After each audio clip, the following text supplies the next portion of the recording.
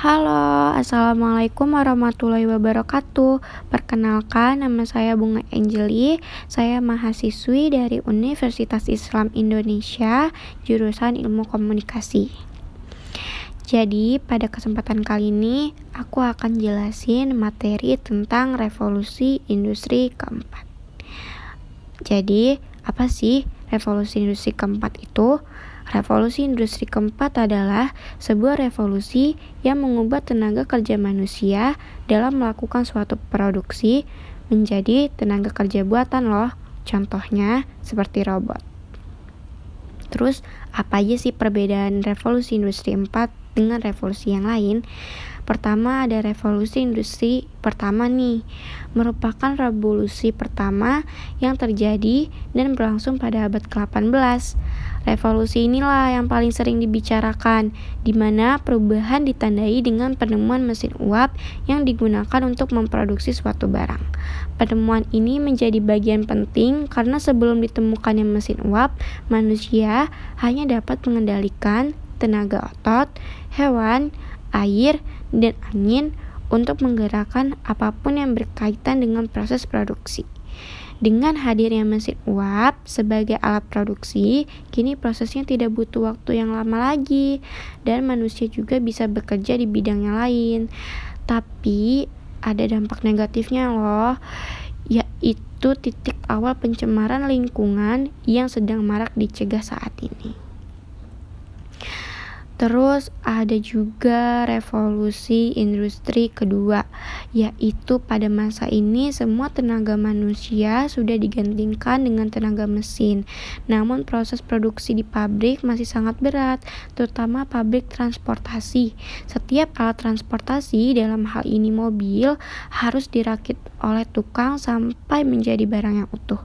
Proses ini cukup susah karena butuh waktu yang panjang dan semua tukang harus bisa banyak hal, contohnya dalam memperbaiki ban dan lain-lain.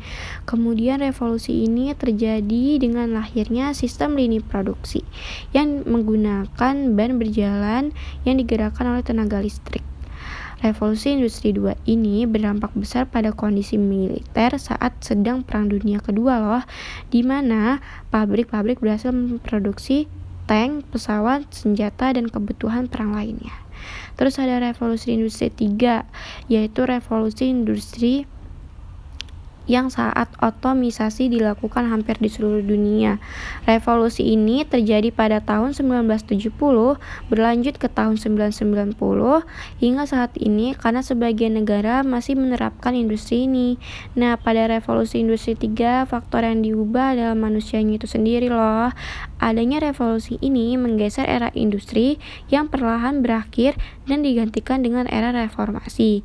Di sini terciptalah komputer dan robot. Komputer pertama yang digunakan pada saat Perang Dunia II adalah komputer yang digunakan untuk memecahkan kode buatan Nazi Jerman bernama Colossus, yang adalah mesin komputer raksasa sebesar ruangan tidur dan dikendalikan melalui pita kertas. Terus ada revolusi 4, yaitu industri yang menggabungkan teknologi otomisasi dengan teknologi cyber. Ini merupakan tren otomisasi dan pertukaran data dalam teknologi manufaktur. Pada era ini, industri melalui menyentuh dunia virtual dan mengenal namanya apa sih itu internet. Terus, mengapa sih revolusi industri 4 bisa terjadi? Penyebab terjadinya revolusi industri 4 itu adalah manusia yang ingin menghemat waktu dan tenaga dalam mengatasi masalah-masalah yang dihadapi saat memproduksi barang. Hal itu yang mendorong manusia untuk menemukan cara agar membuat produksi menjadi efektif dan efisien. Terus, apa sih contoh-contoh dari revolusi industri 4? Yang pertama ada cyber security, teknologi dengan meningkatkan tingkat keamanan informasi yang mencegah adanya cyber attack, seperti mencegah hack untuk memperoleh informasi suatu perusahaan. Terus, Internet of Things, konsep alat fisik atau mesin yang terkoneksi dengan jaringan internet sehingga mampu mentransfer data tanpa bantuan manusia. Yang terakhir, ada online shop.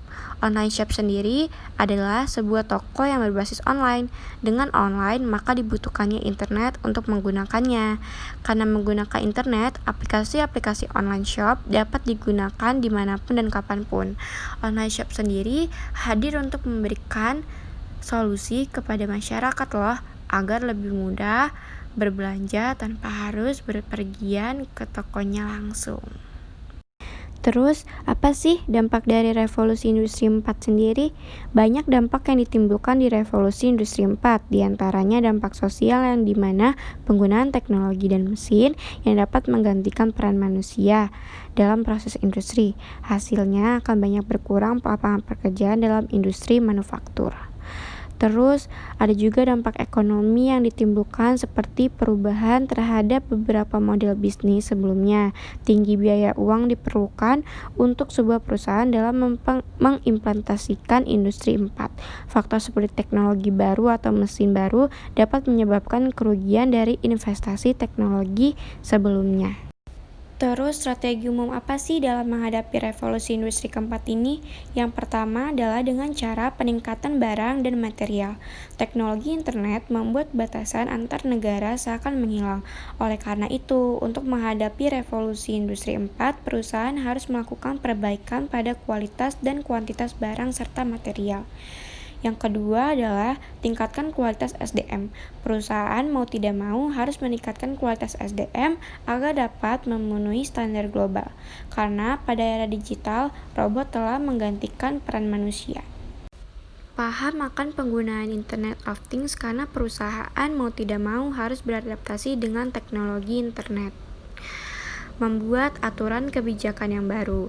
Perusahaan harus membuat peraturan dan kebijakan yang sesuai dengan pengaplikasian teknologi internet. Terus yang terakhir, memperluas networking. Dengan memiliki networking yang luas, kita dapat membuka peluang-peluang baru. Selain memperluas networking, perusahaan juga harus meningkatkan kualitas dan layanan yang akan diberikan kepada konsumen. Terus apa sih pengetahuan dan skill yang dibutuhkan di era revolusi industri 4 ini? Pertama, mampu menggunakan internet dengan benar dan baik, memiliki kreativitas yang tinggi, berkomunikasi dengan baik agar dapat banyak jaringan dari orang. Yang keempat adalah pintar mengatur strategi, dan yang terakhir pintar mencari peluang. Terus ini ada himbauan nih untuk anak muda zaman sekarang. Kita sebagai generasi milenial sudah tentu harus paham akan adanya segala perubahan. Kita harus pintar mengaplikasikan teknologi ke kehidupan dengan sangat baik. Kita juga sebagai anak muda tidak boleh bermalas-malasan lagi loh, karena semakin berkembangnya zaman, maka semakin banyak perubahan yang akan kita hadapi. Ayo, kita harus kembali lebih produktif, kreatif, dan inovatif agar dapat menciptakan suatu perusahaan yang baik di masa depan. Jangan lupa untuk tetap berhubungan baik dengan orang lain di sekitar agar terjalinnya relasi yang baik, dan tetap berpikir positif ya. Jadi segitu dulu penjelasan aku tentang materi revolusi industri keempat. Semoga penjelasannya dapat diterima dengan baik ya. Terima kasih semuanya. Sampai ketemu di materi selanjutnya. Bye bye. Wassalamualaikum warahmatullahi wabarakatuh.